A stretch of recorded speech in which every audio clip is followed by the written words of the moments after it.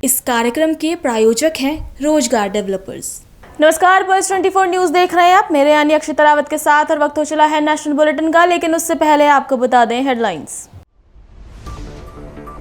दिल्ली विधानसभा में अखिल भारतीय अध्यक्ष सम्मेलन, केंद्रीय मंत्री अमित शाह, किरण रिजिजू ने की शिरकत, सीएम रेखा गुप्ता भी हुई सम्मेलन में शामिल। अररिया में नेता प्रतिपक्ष राहुल गांधी ने सरकार और चुनाव आयोग पर साधा निशाना, कहा चुनाव आयोग की दिख जानी चाहिए स्पष्ट पोजीशन, आज तक चुनाव आयोग ने मेरे एक भी सवाल का नहीं दिया जवाब। पटना में बीजेपी सांसद रविशंकर प्रसाद ने विपक्ष पर किया पलटवार, कहा बेबुनियादी बातें कर रहा है विपक्ष, चुनाव जीते तो ईसी ठीक, चुनाव हारे तो चुनाव आयोग खराब। अकोला में अवैध शराब की बिक्री को लेकर महिलाओं में आक्रोश, महिलाओं का आरोप पुलिस के सहयोग से बेची जा रही शराब, शराब विक्रेताओं के खिलाफ की कठोर कार्रवाई की मांग। तुम दोनों की मेहनत बहुत रंग लाई है बेटा, घर बहुत सुंदर बना है। ये मेरे पापा का घर। पता है, देख तेरे पापा की नेम प्लेट अपने हाथों से लगाऊंगा। नेम प्लेट तो लग चुकी पापा।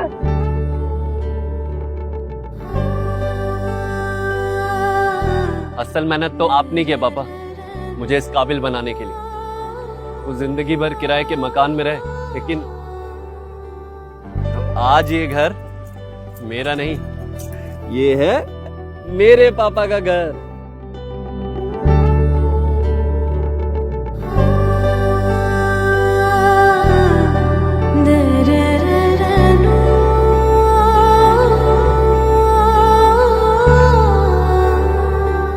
उड़ान सपनों की, आंगन खुशियों का और साथ सकर्णी का।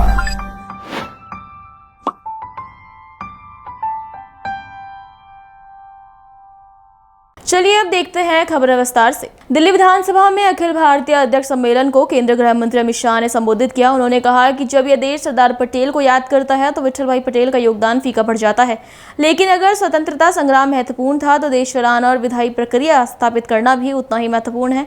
हम सभी को ये याद रखना चाहिए। तो वहीं केंद्रीय मंत्री किरण रिजिजू ने कहा कि भारत की सभी विधानसभाओं ने परंपराओं का बखूबी पालन किया है। सत्र कैसे चलते हैं ये एक अलग विषय है, लेकिन अगर संसद और विधानसभाएं ठीक नहीं चलेंगे तो लोकतंत्र पर सवाल उठना स्वाभाविक है। इसके साथ ही सीएम रेखा गुप्ता ने कहा कि दिल्ली में पहली बार अखिल भारतीय अध्यक्षों और उपाध्यक्षों के सम्मेलन की मेजबानी कर रही है।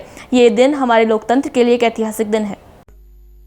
जब इस सदन में हम बैठे हैं, हमने ये भी याद रखना चाहिए, इस सदन में भारत के आजादी के आंदोलन के कई गणमान्य वरिष्ठ नेतृत्व ने विधायक नाते अपना योगदान दिया है। महामना मालवीय जी करीब 20 साल इस सदन के सदस्य रहे। गांधी जी के गुरु गोपाल कृष्ण गोखले जी, लाल बाल पाल की त्रिपुटी में जिनका महत्वपूर्ण योगदान था, ऐसे लाला लजपत राय, देश बंधु चित्तरंजन दास, कई सारे महानुभावों ने अपने अनेक वक्तव्यों से इस सदन के अंदर देश की जनता की आजादी की उत्कंठता, आजादी के लिए इनकी जो एक आस थी, वो आस को शब्दों के माध्यम से देश के सामने रखने का काम करा। मेरा आग्रह है विधानसभा अध्यक्ष जी से कि सारे महानुभाव के विधानसभा में दिए हुए भाषणों का संकलन देश की सभी विधानसभाओं में उनकी लाइब्रेरी में उपलब्ध कराना चाहिए, जिससे दिल्ली की ये विधानसभा में किस प्रकार से आजादी की आल्हेक जगाने का काम हुआ था वो आज के युवाओं तक और आज के विधायकों तक पहुंच पाए, ये जरूर करना चाहिए। मित्रों, आज यहां आने से पहले एक सुंदर प्रदर्शनी दिल्ली विधानसभा ने बनाई है विठल भाई पटेल की जीवनी पर, उसको मैंने देखा है। मेरा आप सभी से आग्रह है कि इसी प्रकार की प्रदर्शनी भारत के पहले भारतीय स्पीकर की सभी असेंबली में लगाने का प्रयास करिए, जिससे न केवल विठल भाई की जीवनी के बारे में, उनके कर्तृत्व के बारे में, परंतु आजादी के इतिहास के बारे में भी देश के सभी विधायक विधान परिषद के सदस्य और देश के युवाओं को जानकारी मिले। यहां पर एक विठल भाई पटेल की प्रतिमा पर पुष्पार्चन पर भी कार्यक्रम हुआ। मित्रों, जब विठल भाई पटेल की बात करते हैं तो हम गुजरात के लोग बहुत गौरव के साथ कहते हैं, दो भाई ऐसे गुजरात में दिए थे जिसने एक ने स्वतंत्रता आंदोलन में गांधी जी के साथ कंधे से कंधा मिलाकर दिन रात एक कर दिए और दूसरे भाई विठल भाई पटेल ने भारत के विधायी परंपराओं की नींव डालकर आज के लोकतंत्र का काम करने का। जब देश सरदार पटेल को याद करता है तो कई बार उनकी आभा प्रतिभा में विठल भाई का योगदान बहुत छिपा रह जाता है, परंतु जितना महत्व देश को आजाद करने का है उतना ही महत्व देश को आजादी के बाद लोकतांत्रिक तरीके से चलाने का है। और लोकतांत्रिक तरीके से देश को चलाने की भारतीय नींव, भारतीय विचार के आधार पर नींव डालने का काम अगर किसी ने किया तो निसंकोच कह सकते हैं वीर विठल भाई पटेल ने किया। एक मजेदार किस्सा है। सरदार पटेल और विठल भाई दोनों पेशे से वकील थे। उस जमाने में दुनिया भर में वकीलात करने वालों के लिए हाईएस्ट डिग्री बैरिस्टर की मानी जाती थी और वो इंग्लैंड से मिलती थी। वल्लभ भाई ने बैरिस्टर की डिग्री के लिए अप्लाई किया और वल्लभ भाई का परमिशन भी आ गया, मगर उस जमाने में डॉक्यूमेंटेशन इतना ठीक नहीं होता था, तो परमिशन जाने का वीजा सभी चीजें वीजे पटेल के नाम से, वल्लभ भाई झवेरभाई पटेल। अब आने के बाद वल्लभ भाई को मालूम पड़ा कि विठल भाई के मन में भी बैरिस्टर बनने का विचार है, तो उन्होंने बड़ी सरलता से कहा कि पहले आप हुआइए, बाद में मैं होता हूं, और पहले विठल भाई बैरिस्टर बने, बाद में वल्लभ। विठल भाई पटेल जी का इस महत्वपूर्ण 100 वर्ष के गांठ वर्ष पर और पहला देश का इलेक्टेड स्पीकर होने के नाते ये all India speakers and deputy speakers conference बहुत ही उपयोगी और बहुत ही महत्वपूर्ण है। 2 दिन का सत्र है, तो मुझे विश्वास है कि बहुत अच्छी तरह से आप लोगों के बीच में विचार विमर्श करके सही रिकमेंडेशन सामने में आएंगे। उस समय हमारे पार्लियामेंट कैसे चलते थे और कुछ राज्यों में असेंबली भी थे, और आज क्या परिस्थिति है, इसका भी आकलन करना हम सबका जिम्मेदारी है। कितना आगे बढ़ा है, कहीं कमी रह गया क्या? तो जो महान व्यक्ति जिन्होंने देश के लिए एक नींव रख के गया, उनके बारे में समझना सोचना हम लोगों का जिम्मेदारी है। मैं अपने ओर से विठल भाई पटेल जी को श्रद्धांजलि अर्पित करना चाहता हूं। हम लोग अपना पार्लियामेंट कैसे चलता है वो भी हम लोग खुद भी आकलन करते हैं, और कई असेंबलीज का भी आजकल तो सोशल मीडिया ऑनलाइन का जमाना है तो देखने को मिल जाता है। कुछ असेंबलीज में तो मैं जाके देखा हूं, प्रोसीडिंग नहीं देखा, मगर वहां असेंबली को मैंने देखा है। यहां भी एक बार आए थे। कुछ असेंबली बहुत अच्छी तरीके से चलते हैं। अब मैं ये तो नहीं कहूंगा कि इंडिया में जितना स्टेट यूनियन टेरिटरी का जितना असेंबली है सबसे अच्छा कौन चलता है, ये बोलना तो मुश्किल है, आकलन लगाना भी मुश्किल है। और मैं फर्स्ट सेकंड बोलूंगा तो आप लोगों के बीच में गृह युद्ध छिड़ सकता है, सबसे अच्छा असेंबली कौन है। लेकिन एक असेसमेंट करने का मौका तो मिलेगा यहां पे कि कौन सा असेंबली किस तरीके से चलाते हैं, क्योंकि छोटे छोटे चीज में भी फर्क है। स्पीकर कैसे अपने चेयर पे ग्रहण करते हैं, और मार्शल कैसे यूज करते हैं, किस तरीके से हाउस को प्रोसीडिंग्स को चलाते हैं। कई चीजें जो सामान्य रूप से सब एक है, कुछ परंपरा है थोड़ा अलग है, एक विधानसभा से दूसरे विधानसभा में अंतर है। परंपरा रही है तो अपना अपना एक उसको परंपरा को कायम करते हैं, लेकिन मूल रूप से मैंने देखा है कि सब असेंबली हिंदुस्तान में जितना भी असेंबली और काउंसिल है बहुत अच्छा, बहुत ही नियमित रूप से अपना परंपरा को कायम किया हुआ है। और विषय आता है कैसे चलते हैं हाउस, सदन कैसे चलते हैं, ये एक विषय है। क्योंकि पार्लियामेंट्री डेमोक्रेसी में पार्लियामेंट और असेंबली ही केंद्र बिंदु है। यहां देश का सोच विचार वहां सम्मिलित होकर के झलकता है। अगर पार्लियामेंट ठीक से नहीं चलेगा, असेंबली ठीक से नहीं चलेगा, तो आप सोच लीजिए लोकतंत्र पर कहीं ना कहीं सवाल निशाना खड़ा हो जाएगा। पार्लियामेंट और असेंबली चलना और वो भी जीवंत, वाइब्रेंट होना बहुत जरूरी है। मुझे कई विदेश के लोग भी आके मिलते हैं, देश के भी लोग मिलते हैं, तो कहते हैं कि आपका पार्लियामेंट में बहुत हंगामा होते हैं।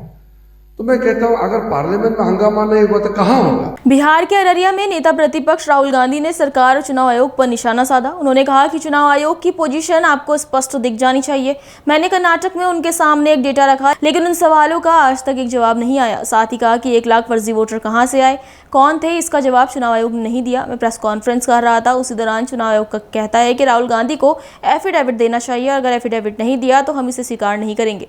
चुनाव आयोग की पोजीशन आपको क्लियरली दिख जानी चाहिए। मैंने कर्नाटक में महादेवपुरम में उनके सामने डेटा रखा, ब्लैक एंड व्हाइट। उन सवालों का आज तक एक जवाब नहीं आया है। 1 लाख फर्जी वोटर कहां से आए, कैसे आए, कौन थे, उसका जवाब इलेक्शन कमीशन ने नहीं दिया। मैं प्रेस कॉन्फ्रेंस कर रहा था,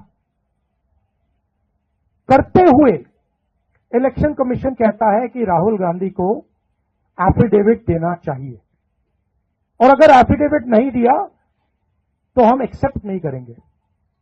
कुछ दिन बाद सरकार के अनुराग ठाकुर जी वैसा ही प्रेस कॉन्फ्रेंस करते हैं,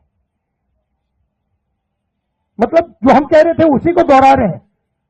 पता नहीं उनको यह आइडिया कहां से मिला, किसने दिया, बट वो कर दिया उन्होंने। मगर चुनाव आयोग उनसे एफिडेविट नहीं मांगता है। एक ही चीज की मैंने और उन्होंने, कोई फर्क नहीं। मैंने कहा कि देखिए ये फर्जी वोटर है, अनुराग ठाकुर ने कहा ये फर्जी वोटर है, और 5 मिनट के अंदर मुझसे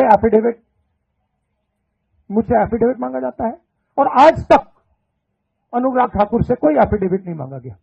तो आपको क्लियरली पता है, मीडिया को मालूम है कि ये इलेक्शन कमीशन किसके साथ खड़ा है।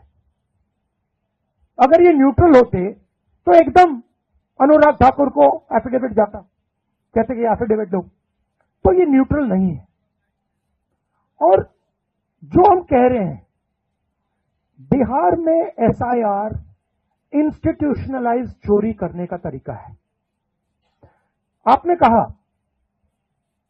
कि लाखों वोटर के नाम कट गए, ऑपोजिशन शिकायत कर रही है, मगर बीजेपी एक शिकायत नहीं कर रही। कहीं भी उन्होंने नहीं कहा कि भाई वोटर कट रहे हैं। ये सच्चाई है कि वोटर कटे, 65 लाख कटे, मगर बीजेपी कुछ नहीं कह रही। क्यों? क्योंकि पार्टनरशिप है। इलेक्शन कमीशन, इलेक्शन कमिश्नर और बीजेपी के बीच में पार्टनरशिप है। ये है। पटना में बीजेपी सांसद रविशंकर प्रसाद ने विपक्ष पर पलटवार किया। उन्होंने कहा कि विपक्ष बेबुनियाद बातें करते हैं और हर बार हारते हैं। उन्होंने कहा कि अगर राहुल गांधी जीतते हैं तो चुनाव आयोग ठीक है, लेकिन अगर वो हार जाते हैं तो चुनाव आयोग खराब है। बेबुनियाद, बेशर्म भरी बातें करते हैं, हर बार हारते हैं। दिल्ली हार गए, महाराष्ट्र हार गए, हरियाणा हार गए, आगे फिर हारेंगे। लेकिन ये क्या है? ऐसे शब्दों का प्रयोग प्रधानमंत्री के बारे में कैसे आप शब्द कर रहे हैं? इन्होंने क्या कहा आपके स्पीकर साहब के बारे में, मीडिया को गाली पढ़ते हैं, कोर्ट पर भी टिप्पणी करते हैं। तो राहुल गांधी जीते महाराष्ट्र में, लोकसभा में, यूपी में, तो चुनाव आयोग ठीक है। आप हार जाएं तो चुनाव आयोग खराब है। यही तो है उनकी कहानी। 99% वोटर ने अपना डॉक्यूमेंट सबमिट किया कि नहीं, अब आपको आपत्ति देने का अधिकार है। चुनाव आयोग ने कहा कि बाकी कुछ कहना है एफिडेविट पर कहिए, तो आप कहते नहीं हैं ताकि झूठ पकड़ी जाए। तो ये जो शब्द है ये बहुत गलत है जो भाषा का प्रयोग कर रहे हैं। अच्छा है दोनों घूमे साथ साथ, ताकि बिहार की जनता इनका सही चेहरा देख रही है। मल्लिकार्जुन खड़गे दिल्ली में ग्रुप कैप्टन शुभांशु शुक्ला ने कहा कि रक्षा मंत्री ने मुझे सम्मानित किया और मुझे लगता है कि ये मिशन हमारे देश के लिए एक बड़ी उपलब्धि है। उन्होंने कहा कि इस मिशन में से मैंने जो सबक सीखे हैं वो अद्वितीय हैं और हमारे मिशनों को अंजाम देने के लिए महत्वपूर्ण साबित होंगे। आपने कहा आज माननीय रक्षा मंत्री जी आए थे, उन्होंने फेलिसिटेट किया मुझे, और मुझे लगता है कि ये जो मिशन है ये हमारे देश के लिए एक बहुत बड़ी उपलब्धि है और बहुत सही समय पे ये एक मिशन हुआ है, क्योंकि हम भारत अपनी जर्नी पे है ह्यूमन स्पेस फ्लाइट मिशन की, मिशन गगनयान, भारतीय अंतरिक्ष स्टेशन और अंततः लैंडिंग ऑन मून। तो ये इस मिशन से जो कुछ भी हमें सीख प्राप्त हुई है मुझे लगता है वो बहुत ही यूनिक है और बहुत ही क्रिटिकल है हमारे मिशन को एग्जीक्यूट करने के लिए। और अगले कुछ महीनों में, सालों में ये कोशिश रहेगी कि जो कुछ भी हमने सीखा है वो हम इफेक्टिवली अपने मिशन में उसको एम्प्लॉय कर पाएँ, उसका यूज़ कर पाएँ। पर सबसे बड़ा एस्पेक्ट जो है जो मुझे बहुत खुशी दे रहा है इस समय, वो ये उत्साह देके जो लोगों में इतना प्यार है और जो इतना सपोर्ट वो इस मिशन को दिखा रहे हैं। तो मुझे लगता है कहीं ना कहीं ये क्यूरियोसिटी ऑलरेडी जनरेट हो चुकी है हमारी कंट्री में, और अब बस हमें इसको इनेबल करना है और एक के बाद एक हमें ये मिशन एग्जीक्यूट करने हैं। बहुत ही जल्द हमें इंडियन सॉइल से इंडियन रॉकेट पे, एक इंडियन कैप्सूल में एक इंडियन को अंतरिक्ष में भेजना है। सर, यूथ के लिए क्या मैसेज देंगे, स्पेशली जो new batch of Indian air force में रिक्रूट होंगे अपकमिंग ईयर्स में, उनके लिए क्या मैसेज है, किस तरह से अपने आप को वो और ज़्यादा डेवलप कर सकते हैं, इस तरह की अपॉर्चुनिटीज़ को कैश इन कर सकते हैं, क्योंकि हर रोज़ भी ऐसी अपॉर्चुनिटीज आती नहीं है। हाँ, बहुत अच्छा सवाल है ये। जैसे मैंने कहा कि आई थिंक मुझे भारत के लिए ये एक बहुत बड़ा मौका है इस समय स्पेस एक्सप्लोरेशन को लेके, और यूथ को मेरा मैसेज ये है कि एम्बिशन हमने तैयार कर लिया है, अब ड्रीम्स हमारे बहुत बड़े हैं, अब उनको पूरा करने के लिए हमें आपकी ज़रूरत है। तो आप मेहनत करें, आप इन फील्ड्स में जाएं और क्यूरियस रहें, इन चीज़ों को एक्सप्लोर करें, और अपॉर्चुनिटीज़ हैं। अब जिम्मेदारी आपकी है कि आप कैसे सफलतापूर्वक वहाँ पहुँचते हैं और हमारी मदद करते हैं ये सारे ड्रीम्स रियलाइज करने में। तो डिसर्नमेंट प्रैक्टिस करें, डिस्ट्रैक्शन की एज में फोकस रखें और आगे बढ़ते रहें। जरूर बहुत सारी पॉसिबिलिटीज हैं, पॉसिबिलिटीज आर एंडलेस। चैलेंजेस क्या है आपको लग रहे हैं हो गया पीछे को लेकर के, और गगनयान मिशन जो है उसके बारे में क्या बता सकते हैं, क्या उसके बारे में कोई टेक्निकल जानकारी? Human space mission inherently challenging होते हैं, ये आसान नहीं होते, बहुत सारी टेक्नोलॉजीज रियलाइज करनी पड़ती हैं। आप बेसिकली एक लाइफ को एक कैप्सूल में एक ऐसी जगह भेज रहे हैं जहाँ पे लाइफ एग्जिस्ट नहीं करनी चाहिए, पर हम इंजीनियरिंग के द्वारा वहाँ पे एनवायरनमेंट कंडीसिव बना रहे हैं कि वो लाइफ वहाँ एग्जिस्ट करे और थ्राइव करे। बहुत बड़ा चैलेंज है ये। तो इस चैलेंज को ओवरकम करने के लिए बहुत बड़ी इंजीनियरिंग टीम लगती है, बहुत बड़ा सपोर्ट लगता है, और मुझे लगता है रेसिपी पूरी तरह से तैयार है, बस अब हमें इन चीज़ों को एग्जीक्यूट करना है आगे जाते हुए। सर आगे क्या प्लान है सर, आपका क्या प्लान है सर आगे? मेरा क्या प्लान है आगे? क्या प्लान है सर? अभी तो लंच करने का प्लान है। और सर शौक क्या है सर? आप लखनऊ के हैं सर? नहीं मैं बताता हूँ, लखनऊ शौक भी होता है, क्या ऐसा कोई शौक रखते हैं सर आप? नहीं, आगे का प्लान बहुत ही क्लियरली लेड आउट है। जैसा मैंने बताया कि ये बहुत बड़ा सक्सेसफुल मिशन था हमारे लिए, हमारे देश के लिए, लेकिन ये एंड नहीं है, ये एक्चुअली शुरुआत है। और इस मिशन को यूज करके हमें अपने जो मिशन है, अपनी धरती से, अपनी सॉइल से हमें ये मिशन एग्जीक्यूट करने हैं, और वो बहुत बड़ा टास्क है, एक छोटा चैलेंज नहीं है, ये बहुत बड़ा चैलेंज है और सबकी जरूरत लगेगी इसमें। तो मेरा सबसे बड़ा चैलेंज यही है कि मैं अब वापस जाके इसरो के साथ, एजेंसी के साथ मैं काम करूंगा और इस मिशन को रियलाइज करने में उनकी मदद करूंगा, और साथ ही साथ ये जो बच्चे हैं जो आपके आसपास इतना उत्साह दिख रहा है, इनको इंस्पायर करने का कहीं ना कहीं एक पहला कदम तो उठ गया है, अब ये लगातार आगे करते जाना है, ये काम बढ़ाते जाना है। सर आज दिवाली कर्नाटक के हुबली में अभिनेत्री संजना गलरानी ने कहा कि धर्मस्थल में लापता लड़कियों के परिवार को न्याय मिलना चाहिए। उन्होंने कहा कि यह घटनाक्रम को देखकर मेरा मन बहुत आहत है। मुझे नहीं पता कि इसमें राजनीति हो रही है, लेकिन मेरी मांग है कि जिनके साथ अन्याय हुआ है उन्हें न्याय जरूर मिलना चाहिए। तो वहीं उन्होंने कन्नड़ इंडस्ट्री का भी जिक्र किया, कहा कि कन्नड़ इंडस्ट्री को भी OTT पर खूब आगे बढ़ना चाहिए, हम सभी को समय के साथ बदलना होगा। ನಾವಿಲ್ಲಿ ಏನು ಜಾಸ್ತಿ ಕಂಟ್ರೋಲ್ ಮಾಡಕ್ ಆಗಲ್ಲ, ಅದು ಕಾಲದ ಜೊತೆ. ಈಗ ಹಿಂದೆ ಎಲ್ಲರೂ ಸಿನಿಮಾ ಥಿಯೇಟರ್ಗೆ ಹೋಗ್ತಾ ಇದ್ರು, ಇವಾಗ ನೋಡಿದ್ರೆ ಮೊಬೈಲಲ್ಲೇ ನೋಡ್ತಾ ಇದ್ದಾರೆ. ನಮ್ಮ ಕೈಯಲ್ಲಿ ಏನು ಇಲ್ಲ, ಕಾಲದ ಜೊತೆ ಬದಲಾಗದೆ ನಮ್ಮ ಕೈಯಲ್ಲಿದೆ ಅಷ್ಟೇ. ಹೌದು, ಪ್ರೊಡ್ಯೂಸರ್ಸ್ಗೆ ತುಂಬಾನೇ ಒಂದು ದೊಡ್ಡ ಚಾಲೆಂಜು ಆಗಿದೆ. ಅಂದ್ರೆ ಸಿನಿಮಾ ಮಾಡ್ಬೇಕಂದ್ರೆ 100 ಕೋಟಿ ಇಟ್ಬಿಟ್ಟೆ ಮಾಡ್ಬೇಕು, ಇಲ್ಲಾಂದ್ರೆ ಮಾಡಲೇಬಾರ್ದು. ದೊಡ್ಡ ಸ್ಕ್ರೀನ್ ಮೇಲೆ ನೋಡ್ಬೇಕಂದ್ರೆ ಅಂತ ಬಡ್ಜೆಟ್ ಇರಬೇಕು ಅಂತ ಎಲ್ಲ ತುಂಬಾ ನೋವಾಗಿದೆ ರೆಗ್ಯುಲರ್ ಪ್ರೊಡ್ಯೂಸರ್ಸ್ಗೆ. ನಮಗೂ ತುಂಬಾ ಒಂದ್ ರೀತಿ ನೋವೇ ಆಗಿದೆ. ಬಟ್ ಕಾಲದ ಜೊತೆ ಕಾಲ ನಾವು ಬದಲಾಗ್ಲೇಬೇಕು. ಇಲ್ಲ, ಇದೆ ಅವಕಾಶಗಳಿದೆ. ಈಗ OTT ಓಪನ್ ಆಗಿದೆ, ಸೊ OTT ಓಪನ್ ಆಗ್ತಾನೆ ಇದೆ. ಕನ್ನಡದಲ್ಲಿ ಇನ್ನ ಸ್ವಲ್ಪ ಭರ್ಜರಿಯಾಗಿ ಓಪನ್ ಆಗ್ಬೇಕು OTT. ಹೇಗೆ ಹಿಂದಿನಲ್ಲೆಲ್ಲ ತುಂಬಾ ದೊಡ್ಡ ಮಟ್ಟಕ್ಕೆ, ಹಿಂದಿನಲ್ಲಿ, ತೆಲುಗುನಲ್ಲಿ, ತಮಿಳಲ್ಲಿ OTT ತುಂಬಾ ದೊಡ್ಡ ಮಟ್ಟಕ್ಕೆ ಬಂದಿದೆ. ಆತರ ಕನ್ನಡದಲ್ಲಿ ಸ್ವಲ್ಪ ಮಟ್ಟಕ್ಕೆ OTT ಬಂದಿದೆ. ಸೊ ಕನ್ನಡದಲ್ಲೂ ದೊಡ್ಡ ಮಟ್ಟಕ್ಕೆ OTT ಬಂದ್ರೆ ಎಲ್ಲರೂ ಆಕ್ಟಿವ್ ಆಗೇ ಆಗ್ತೀವಿ. ಬಿಕಾಸ್ ನಮಗೆಲ್ಲರಿಗೂ ಒಂದು ಸಿನಿಮಾ ಬಿಟ್ಟು ಬೇರೆ ಕೆಲಸನೇ ಗೊತ್ತಿಲ್ಲ. ತುಂಬಾ ಮನಸ್ಸಲ್ಲಿ ನೋವಿದೆ. ಯಾರಿಗೆ ಏಟ್ ಆಗಿದೆಯೋ ಅವ್ರವ್ರ ನ್ಯಾಯ ಸಿಗ್ಬೇಕು. ಇಲ್ಲ, ಇಲ್ಲಿ ಇವ್ರ ಖುಷಿ ಸಂದರ್ಭದಲ್ಲಿ ಬಂದಿದ್ದಿಲ್ಲ. ತುಂಬಾ ಬೇಜಾರಿದೆ. ಏನ್ ನಡೀತಾ ಇದೆ ಅಷ್ಟು ಜ್ಞಾನ ಇಲ್ಲ ನನಗೆ. ಗೊತ್ತಿಲ್ಲದೆ ಇರೋದ್ ಬಗ್ಗೆ ಅರ್ಧಂಬರ್ಧ ಮಾತಾಡಬಾರ್ದು. ಬಟ್ ರಾಜಕಾರಣದ ಬಗ್ಗೆ ಎಲ್ಲ ನನ್ಗೆ ಅಷ್ಟು ಜ್ಞಾನ ಇಲ್ಲ. ಬಟ್ ತುಂಬಾ ಬೇಜಾರಾಗ್ತಾ ಇದೆ ನೋಡಿದ್ರೆ. ತರ ಆಗ್ಬಾರ್ದಿತ್ತು, ಖಂಡಿತ ಆಗ್ಲೇಬಾರ್ದು. ಯಾರ್ಯಾರಿಗೆ ಏಟ್ ಆಗಿದೆಯೋ, ಯಾರ್ಯಾರಿಗೆ ಲಾಸ್ ಆಗಿದೆಯೋ, ಪರಿವಾರದವರು ಕಳ್ದು ಹೋಗಿದಾರೋ ಎಲ್ಲರಿಗೂ ನ್ಯಾಯ ಆಗ್ತಿದೆ. ಹೆಣ್ಣು ಮಕ್ಕಳಿಗೆ ಇಲ್ಲ, ಈಗ 2 ಮಕ್ಳಿದ್ದಾರೆ. ಒಂದ್ ಮಗ 3 ವರ್ಷ, ನನ್ ಮಗಳು 4 ತಿಂಗಳು. ಈಗಲೇ ತಾಯಿ ಡ್ಯೂಟಿ ಮಾಡ್ಬೇಕಲ್ಲ ಲೈಫಲ್ಲಿ. ತಾಯಿ ಡ್ಯೂಟಿ ಮಾಡುವಾಗ ತಾಯಿ ತಂದಲ್ಲೇ ಮುಳುಗೋಗ್ಬೇಕು. ತಿರ್ಗಾ ಬರ್ತೀವಿ, ಕೆಲ್ಸಕ್ಕೆ ಬರ್ತೀವಿ, ಇಂಡಸ್ಟ್ರಿ ಬರ್ತೀವಿ. 4 ತಿಂಗಳು ನನ್ ಮಗು. ಇಲ್ಲೂ ಬಂದಿದ್ದೀನಿ, ಹೆಂಗೋ ಕೈ ಕಾಲು ಕರ್ಕೊಂಡ್ ಬಂದಿದ್ದೀನಿ. ಅಯ್ಯೋ ಮಗು ಕರ್ಕೊಂಡ್ ಬಂದಿಲ್ಲ. ಇಲ್ಲಿಂದ ಸ್ಟ್ರೇಟ್ ಏರ್ಪೋರ್ಟ್ ಓಡ್ತಾ ಇರೋದು.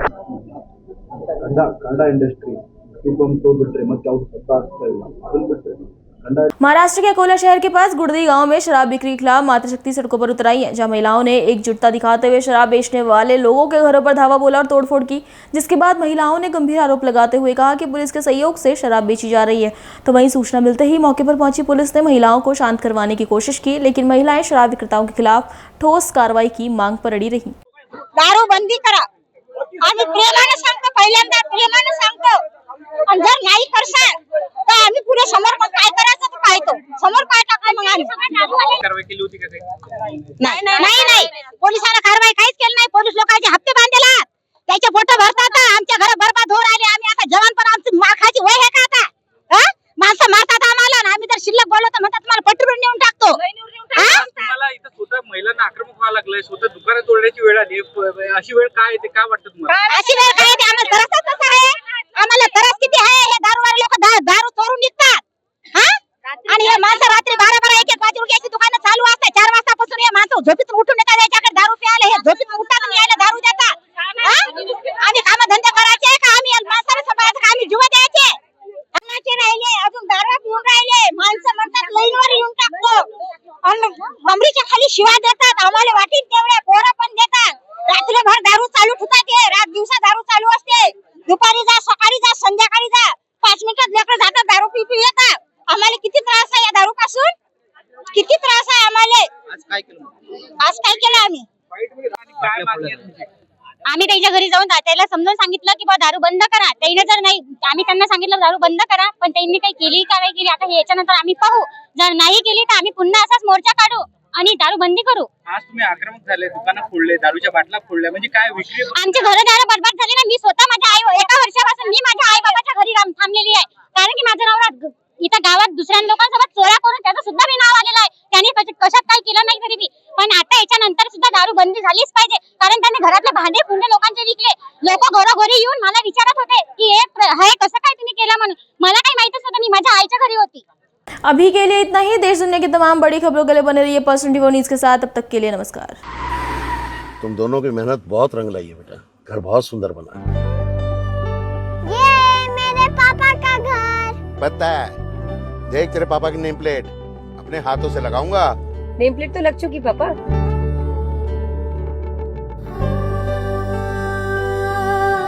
असल मेहनत तो आपने की है पापा, मुझे इस काबिल बनाने के लिए। वो जिंदगी भर किराए के मकान में रहे, लेकिन आज ये घर मेरा नहीं, ये है मेरे पापा का घर।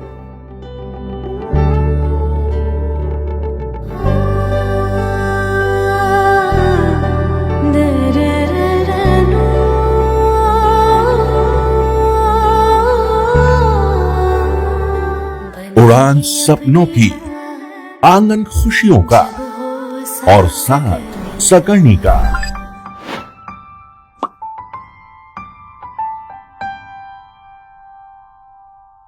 इस कार्यक्रम के प्रायोजक थे रोजगार डेवलपर्स।